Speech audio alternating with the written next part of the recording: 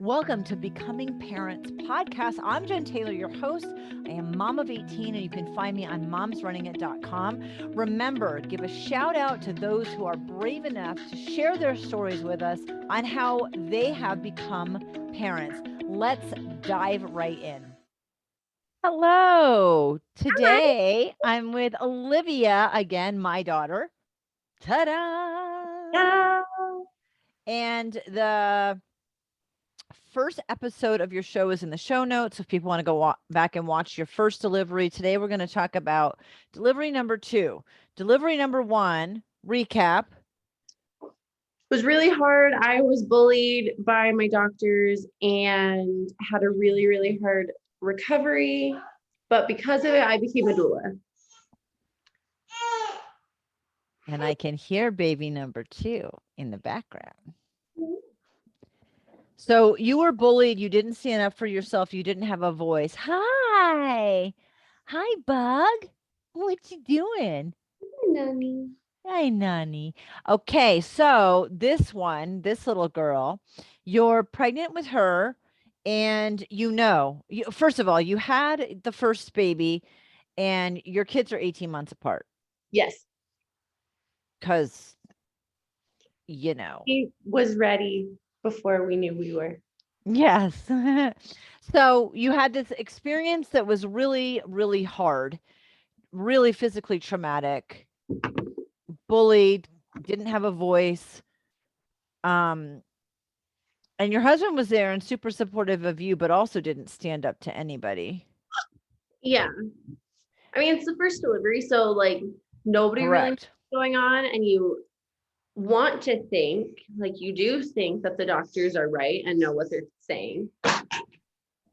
But not always the case. No. Well, I mean, I think what the doctors are doing, it's not that they're not right. It's that they want things to be more convenient for them a lot of the time. And that means it's less convenient for you. So you are in the process of becoming a doula when you get pregnant, breastfeeding counselor. Not quite. Not quite. It started a little bit after. So I found out that I was pregnant in October when I was supposed to start my training to become a doula. And then my husband thought that that might be too much. So I had to spend the next 3 months convincing him that it would not be too much and it would be beneficial for me to start my training while pregnant.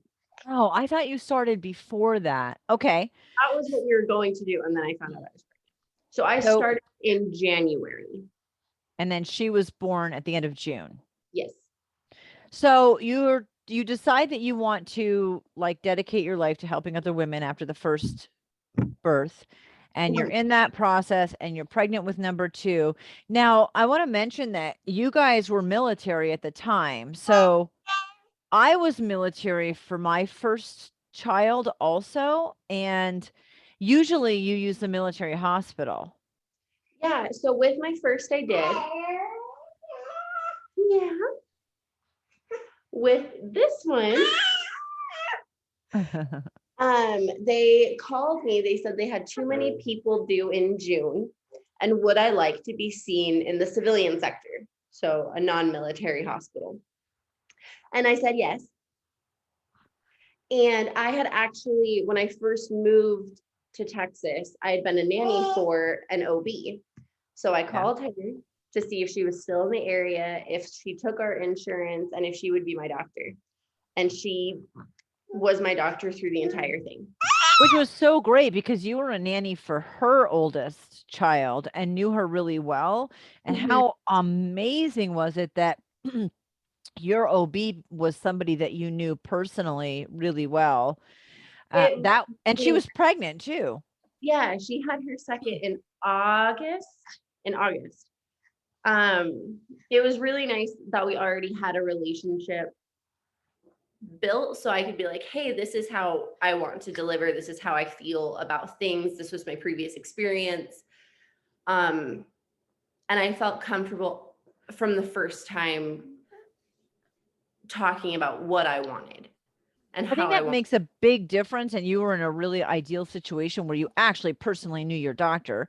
For women who don't, you can still have those conversations. They are still human beings, and they do have a lot of training and you are in their hands and there are times they have to make tough judgment calls. However, you can still talk to them. So it was so exciting when you found out that she was going to be your doctor. Yes. Yeah, it was so nice. And so I had one appointment already at the military hospital before they referred me out, and that was at 13 weeks. So I went my entire first trimester without knowing if my baby was even okay, which is stressful. Yeah, I think, there are a lot of people who are pretty low key about their care and it comes out all right. But when you're super responsible about your care and you want to be preventative, that is a little stressful. It took a while to get all of that done. Tell me how that went. So you're now in this great situation. You're really relieved. So where the first time you felt bullied and you lost control, talk us through this one. So, sorry, she is like the wiggliest child. She is the wiggliest child. So my care through the entire thing was great. I really, yeah, this is about you. Are you gonna let mommy tell the story? Maybe she might. I went in. It was my first appointment with her. I was able to have an ultrasound, make sure everything was good. They communicated really well. I got all of the appointments in. When I told her how with my first, they got so busy that I wasn't seen from like 36 weeks until I went in to deliver. Yeah. Which isn't normal. That's when they want to see you every week. Every week, yeah. I was not. But with her, I was able to have all of the appointments, get everything done when I was supposed to, and just communicate a lot better. Sorry, she's distracting. I mean, I'm her grandma and my grandkids call me Nani, and so I'm trying super hard not to be distracted. So instead of like going and being like, oh, I have a different doctor the last 2 appointments, then I'm not seen again. Really? What does little miss need? I don't actually know. What do you want? What do you want? To be the center of attention. Hello. I don't know where she gets that from. Probably her dad. Probably. So then we get to the end of my pregnancy. I'm being seen, every week, and we're talking about our different options and stuff. And you're supposed to fly in. I was flying in to take care of you. It's so hard when you're flying in from somewhere else. And I was taking 2 weeks, but like you have an 18-month-old. Last time, you don't know what it's like to heal from a quote normal birth because you had so many issues outside of the delivery that were hard and you want to time it and you're paying for it. And so I was flying in. Yes. So you were flying in, your flight got delayed. A day. It did. Whole day. And I got my membrane swept just to see if it would help because I wasn't sure like how anything was going to happen. Well, you were 4 days overdue with your first baby and they did the Foley bulb. And I was coming in and you, of course, when you have somebody coming to help, you want to have the baby on the front end of that visit. And I waited till later. I mean, how far along were you when I flew in? 39? Yeah, you flew in a week before the due date and you were going to stay until a week after. Right. Oh, I don't know where it went. Well, you're there for me. Okay. You just minimize me? No, I got a phone call, and when I get a phone call, it like kicks me out of whatever screen I'm in. Yeah, so you were flying out, and I was late with my first, and I didn't want to be late with her. Do you need some milk? Maybe. I didn't want to be late with her and have you leave like right after we got out of the hospital. Right, like a day later, right? So they stripped your membranes. She stripped my membranes before you. Okay, no. And I'd been having contractions like on and off. They weren't very consistent. I would have them pretty consistently. Like the night that you were supposed to fly in, I was having them really consistently for a good chunk of time. So I like had our backup on call. I was like, hey, just so you know, like my mom isn't here yet, and I'm having contractions pretty consistently. I'm just waiting for them to get closer together to like know that I'm like in labor. And they stopped. Of course. So, of course they did. And so I was just waiting, and then I got to 39 weeks. You were in town, and I was talking to my doctor, and I talked to you. I talked to my husband. I was like, hey, I don't know like what to do. And my OB was like, well, you're 39 weeks. We can kind of do whatever we want. So if you want to be induced, we can schedule an induction, or we can keep waiting. And so we debated, and she said she was on call on Father's Day. So she would be in the hospital if I wanted to set the induction for that day. And we were like, okay, let's do it.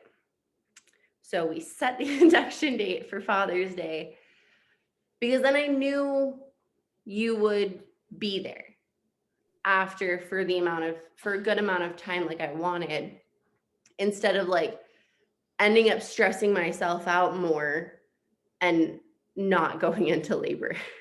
I think that was a hard thing. Like, because for someone who really wants to have natural childbirth and stuff like you do, like I did, it's so hard to balance which one is more stressful.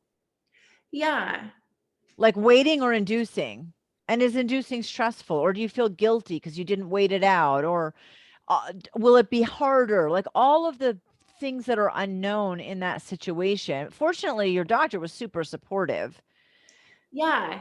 And when we talked about the induction, I had mentioned the Foley bulb and how that's what I had done before, and how I liked that because I didn't need to be hooked up to anything. And based on the check that she had just done of my cervix, she's like, you might not be able to do a Foley bulb. Like I was like 2 centimeters dilated again, but I was really soft. And she's like, I don't think it'll hold. Right. Like, when you get there and they're starting the induction, we can talk, like we can revisit that. So we have the induction set. We go in at 6 a.m. to do all the things. I did all of like the in-processing stuff the night before. So we go in nice and early. Our son isn't up yet, so like he doesn't see us leaving him. Really? Yeah, this is about how you came into the world. This is you. This is you. And we get in there, and I ask about like the Foley bulb, and you know, they check you again when you're like coming in just to see, and there's like, I don't think it'll work. There's like, we would really recommend the Pitocin, which is what my doctor had said. And you know, day of, there's like, it's not gonna work. I was like, okay, that's fine. I knew that was a possibility. We can do the Pitocin. I mean, it's kind of good to find out that you're far enough along in pre-labor that like that's a kind of a good thing. So you did Pitocin. We did Pitocin. They started me on the lowest dosage just to kind of kick things up. And I started contracting pretty soon. Really? We we're just like kind of hanging out. We put on Food Network. I was walking around. We were talking and laughing. I read a book for a little bit. Like, we were just kind of hanging out. It was just like, yeah, I'm just here. Contracting a little bit, I guess, but like, we're fine. So they started me on Pitocin at 7:15 in the morning is when everything got started. They ended up stopping it at some point. And my doctor came in, noticed that it was stopped, and was like, oh, we're going to have them start it up again. Like, that doesn't make sense. So they started it up, but they upped the dosage. This was probably like 10 or 11. And I had been contracting the entire time, so I had no idea that it was off. So they upped the dosage. I think it was between 10 and 11. She came back in around 12. What time are you born? Yeah, around 12.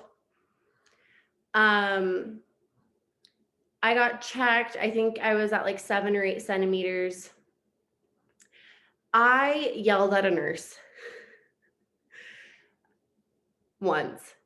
I had been laboring on the toilet, and I had wireless monitoring for her so that I had easier ability to move around on my own.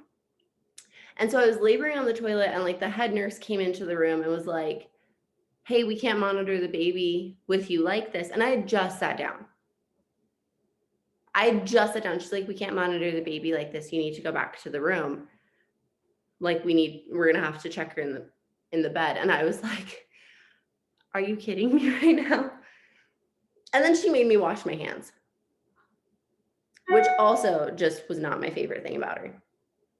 She was just doing her job. I get it, but man, she was not my favorite person. So she had me go back into the room, and I was like, you need to turn it off. Turn the Pitocin off. I want it off. And she's like, if we turn it off, we're going to have to start all over. And I was like, I don't care. Turn it off. Okay. And like got really upset.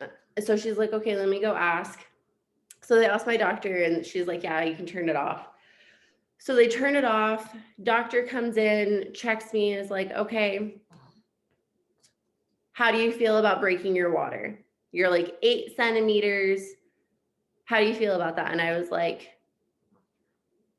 sure, why not? It's like 12:30-ish. She broke my water, and she's like, it's not going to be that long. And I was like, okay, cool. Awesome. Breaks my water. I'm getting like I'm very in labor. Yeah. And yeah, Pitocin's off, but once they break your labor and you don't have that cushion, it is really hard. It's full on. before they turned the Pitocin off, I was like, I was getting more intense. I was like, all right, like I am in labor. Like, these aren't just like early contractions, like we are going. And so they turn the Pitocin off, and before they break my water, I'm like squatting on the floor, holding onto the bed, swaying, moaning, having my husband push my hips in. Like, I'm like in labor. And she's like, how do you feel about breaking your water? And I was like, sure, why not? Like, cool. It won't take that much longer. Awesome. I'm already feeling intense. Like, let's just add to it. I'm like, sure, why not? And so they break my water, and I hit transition. Your doctor went to eat, right? She's like, it won't take long, but I'll go to eat. So she went downstairs. So she was in the cafeteria when I think they called her. So she ran back upstairs because she knew it wasn't going to be that long. So she wasn't going to like leave. And so I'm kneeling on the bed using the, like, you know how hospital beds, they can like, L, you know, so I'm like kneeling and leaning against the back of the bed. And I know I'm pushing. I've hit transition. I am pushing. Like it is time. And I press the button and I yell into, as soon as somebody answers, pushing. I was a lot more vocal this time around, and I feel really bad for anybody that was connected, like who shared a wall with me during this delivery. So everybody, you know, comes rushing in and they're just like, okay, we're going to do this. We're going to do this. And I'm like kneeling and leaning on the back of the bed. And they're just like, are you sure? Like, do you want to stay like this? And I was like, yup. I was like, I am not moving. They're like, are you sure you want to stay like that? Yup. And they ask again. And my husband is like, she's going to stay like that. And I was like, this man, he knows. And with her delivery, I got very, very like guttural, like very deep in my chest, very guttural, very loud. Primal.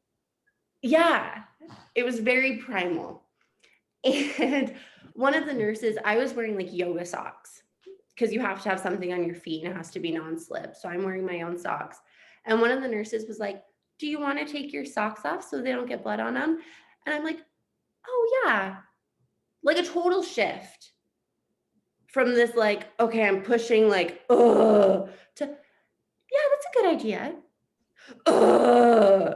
Like total shift.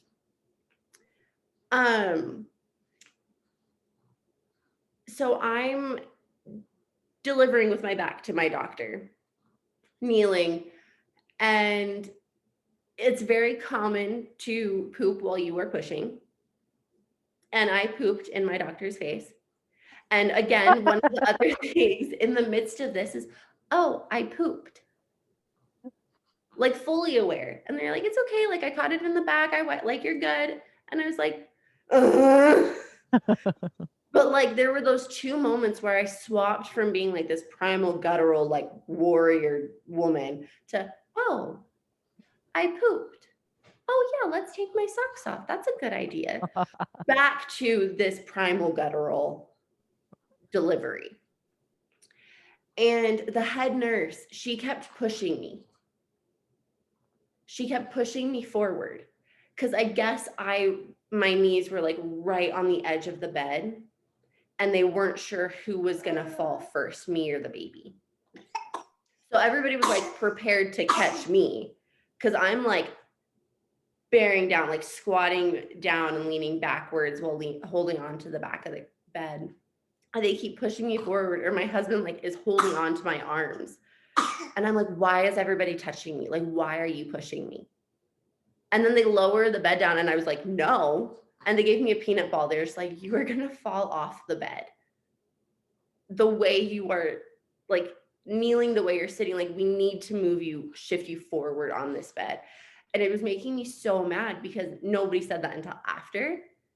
It's like, I had no idea how close I was to falling off. I was just getting irritated that everybody was pushing me forward when I wanted to lean backwards.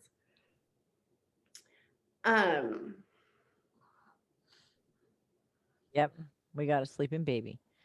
Also, you were so adamant about wanting your voice to be heard this time around and wanting to do it the way you wanted to do it and not the way someone else wanted you to do it. So I'm guessing that was part of it too. Like you told me that I could do it the way I want. And of course, you're not realizing you're going to fall off the bed and like hurt yourself, but you were really adamant about that. Yeah, I was like, I want to do it my way. So why are you changing my position? Right. Like, why are you messing with me? And my husband was like, and the doctor even commented, she was like, I wasn't sure who I was going to have to catch. Like, I was like, oh, that makes sense. Why everybody was like pushing me forward when I wanted to not be doing that.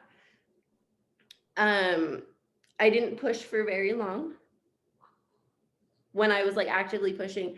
And something that was really nice is they were trying to direct my pushing like they had with my first, where it was like, okay, and push, breathe and push.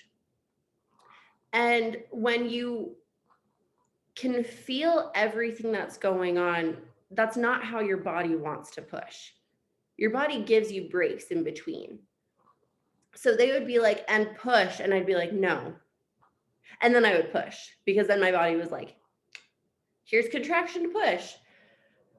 And I would push for that, and then I would be able to breathe for a minute, and then I would push. And they, for a couple times, they were like, okay, and push, breathe and push. And I would be like, no. And then I would push, and they stopped.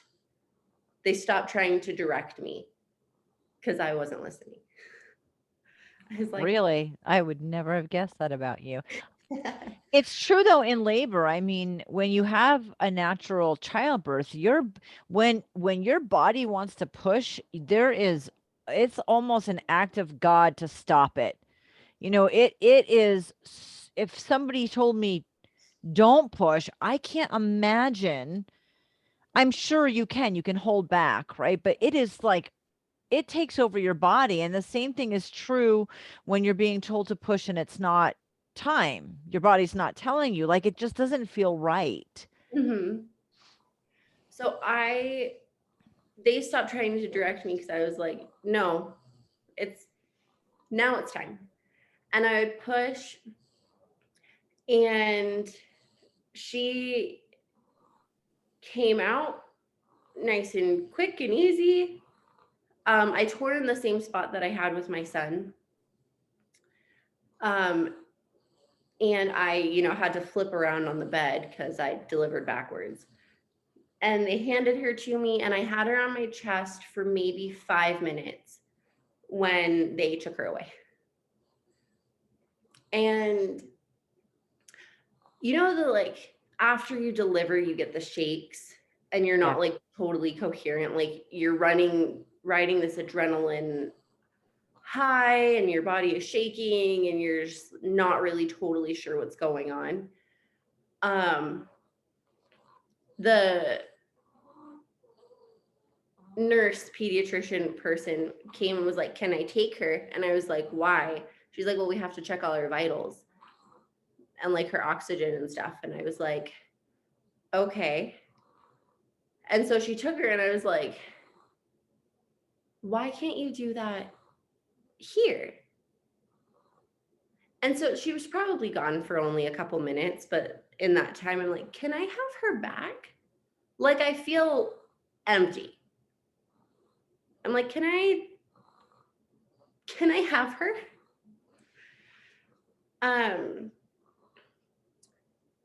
So I got her back. She's snoring. She's snoring. Mm-hmm. I got her back, and we had all the skin to skin time after that, and tried to nurse. She had a hard time latching. She had a little lip tie.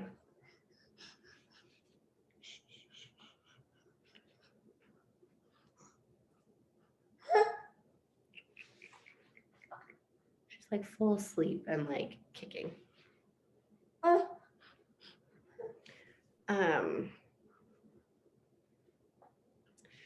So I got her, she had a slight lip tie. And so we had a little bit of a hard time in the very beginning with her latch. And I had been working on my lactation counselor certification at that point. So people were asking if I wanted like a lactation counselor to come in. And I was like, no, I am one. Like, I'm okay. If it's just a regular lactation counselor, they have the same training I do. But in the postpartum room, an IBCLC came in, and I was like, I'll talk to you, because you're like up here and I'm here and you've got all the training, and I do want a little bit of help.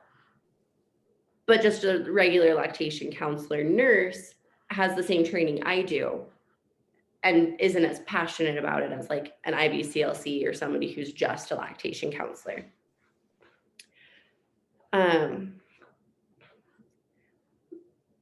But with her, I had a really good delivery. I didn't have any complications. I was able to deliver the way I wanted to. The Pitocin wasn't overwhelming. The Pitocin wasn't overwhelming, and when it got overwhelming, we were able to stop it. Right. Which was really, really nice. The couple things that bothered me with her delivery is that they took her away right away when I had been told and assured that that wasn't going to happen. And the things that got done while they had her could have been done on me or could have waited an hour, like her height and weight. Like that wasn't going to change. So like those couple things bothered me. They also started the Pitocin up again after I had delivered her and the placenta to help my uterus contract. And that's not something that I had wanted. And nobody mentioned it. Nobody said, hey, we're going to start the Pitocin up again to help with this. Because I could have been like, oh no, I'm good, thanks. Like, please don't. We don't need to do that.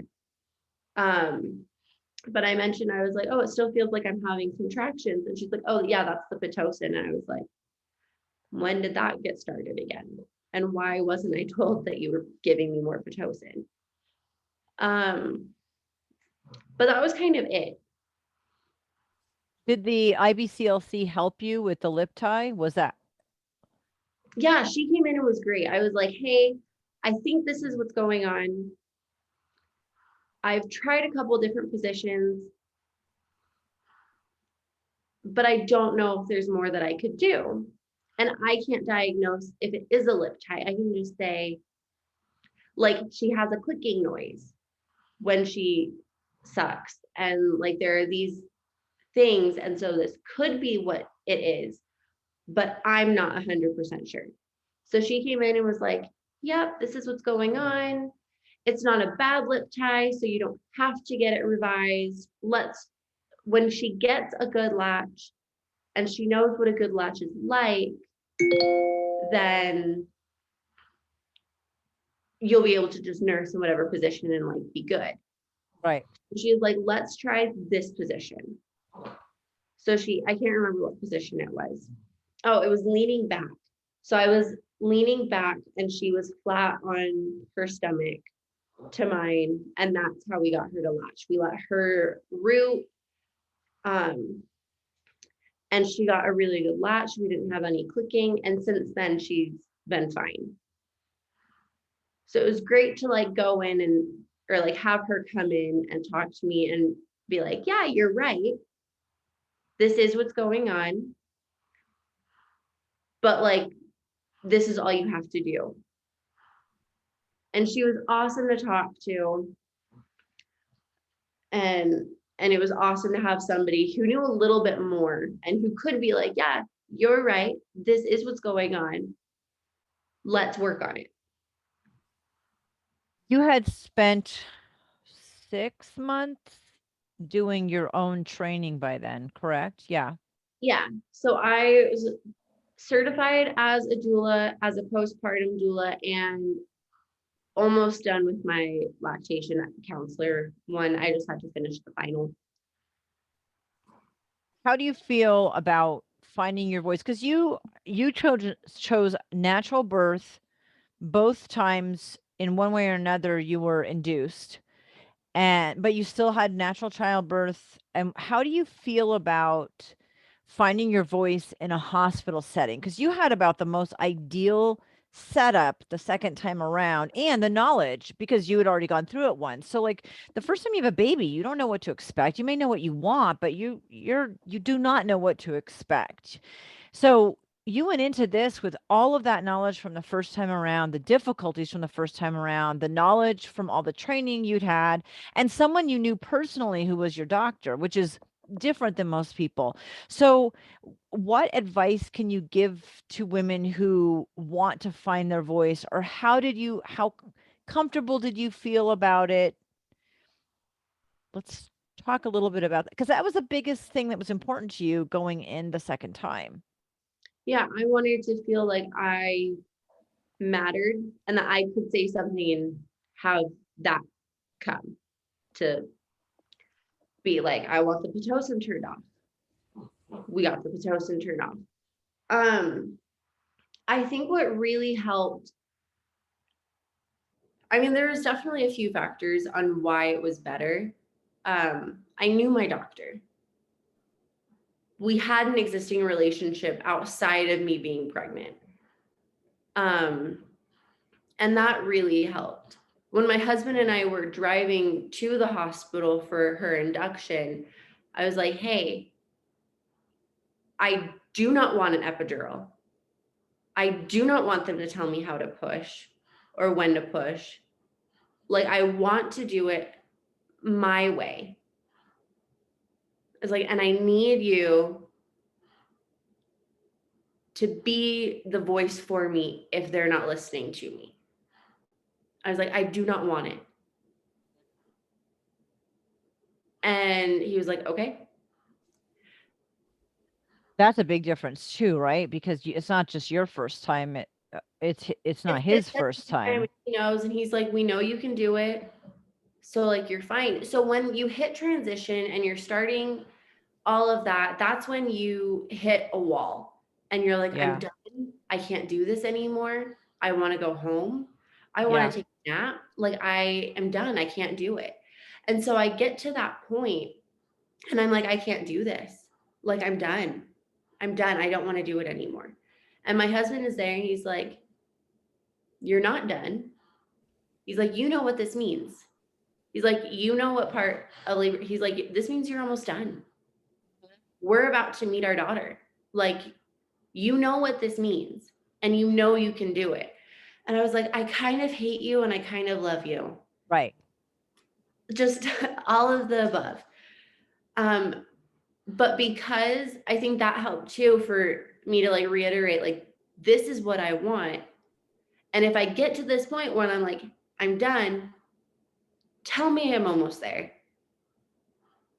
And so like, as we're driving, we were like 30 minutes from the hospital, just like the way everything was set up. So we had a really nice drive where we were able to like have that conversation and be like, hey, remember, these are things that I want. And don't let me forget that. And don't let them forget that or make me feel like me saying what I want doesn't matter. So he was really helpful with that. I had my doula training, so I didn't hire a doula because I had just done the training. And I acted as a doula in my head when I could. When I got to transition, my husband took over that role, which was great. But I would notice like my pitch getting higher and I'd be like, hey, maybe we need to bring that back down. Because higher pitches are more stressful. So that was nice too. And it would have been a little nice also if I had had a doula, but not as nice as it would have been with my first. So like, having the relationship with my doctor already and her knowing how I wanted to deliver and what I wanted, and having my husband and us having had the conversation again of being like, hey, this is what I want. I need you to help with that. I think those all played a factor in how it went. And also when I did speak up, having that answered and listened to. If they had like shut me down so much, I would have stopped trying. And that could have happened because just because you have a good OB, you can have nurses that are less helpful or enthusiastic or patient or polite, and you really had a good experience in the hospital, which is amazing. So let's end on, what advice would you give to women who want to make sure their voice gets heard? You talked about like reminding your husband, your partner, whoever is there with you, reminding them of what's important and to remind you. And like being able to talk yourself down a little bit, possibly having a doula. Is there anything else that you think can help a woman to find her voice? I think if you have a few things, if you pick like your top 3 things that are the most important, that you do not want to sacrifice or switch, and you fight for those the most. Like, I did not want an epidural, and I wanted to deliver in whatever position my body was ready to deliver in. Like, those were my 2 things. I wanted to be in control of what position, and I did not want an epidural. And so those were things that I was more ready to fight about. Other things like, okay, let's break your water, or let's start the Pitocin after you deliver, like maybe weren't things that I totally wanted, or like upping the Pitocin dosage. Weren't necessarily things that like I wanted, but they weren't things where I was like, I'm ready to fight you on these. Laboring on the toilet and being told no, that was one where I was like, really? But I can labor as effectively in the room. So that wasn't something I was ready to fight for. When it came to the position I was pushing in, and they were like, do you want to change your position? Do you want to lay down? Absolutely not. And I will continue to say no, because this is something I'm willing to fight you all on. And so because I think I had that like priority list of like, these are my 2 things that I will fight everyone in this room about, I think that helped, because then the other things I was like, it's not that big of a deal. But this is a big deal. So if you ask me one more time, I'm going to yell at you. And I think that helped. And then my husband knowing that that was also something that I was going to fight on, and him backing me up and being like, no, she's good, also helped, because I knew I had somebody in my corner to back up my voice when they weren't listening. Right. Thank you, Liv, for sharing your second baby birth story.